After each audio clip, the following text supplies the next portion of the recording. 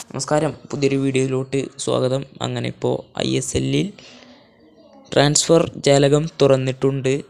ഇനി ഏതൊക്കെ പ്ലെയേഴ്സ് പോകും, ആരൊക്കെ വരും എന്നൊന്നും അറിയില്ല. കേരള ബ്ലാസ്റ്റേഴ്സിന് ഏറ്റവും അത്യാവശ്യമായി വേണ്ടതാണ് സെൻട്രൽ ബാക്കുമാരും പിന്നെ ഹെഡ് കോച്ചും. ടീമിൻ്റെ അവസ്ഥ ഇപ്പോൾ എല്ലാവർക്കും അറിയുന്നത് തന്നെയാണ്.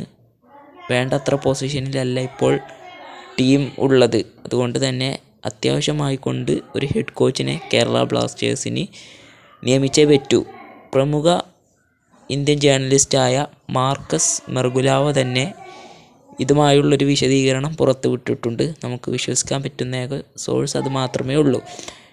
അതിൽ പറയുന്നത്, ബ്ലാസ്റ്റേഴ്സ് ഇപ്പോൾ തൽക്കാലമായിട്ട് മുമ്പോട്ടുള്ള മത്സരങ്ങളിൽ നിലവിലുള്ള താൽക്കാലിക പരിശീലകന്മാരായ TG പുരുഷോത്തമനും തോമസ് ഷോർസും തന്നെയായിരിക്കും.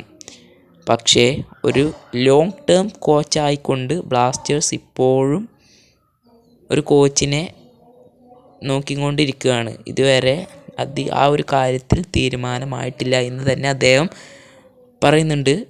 എന്തായാലും ഇപ്പോൾ തൽക്കാലത്തിൽ ഇനി വരാൻ പോകുന്ന മത്സരങ്ങളിലെല്ലാം താൽക്കാലിക കോച്ചായിട്ടുള്ള TG പുരുഷോത്തമനും തോമസ് ഷോർസും തന്നെയായിരിക്കും ബ്ലാസ്റ്റേഴ്സിനെ നയിക്കുന്നത്.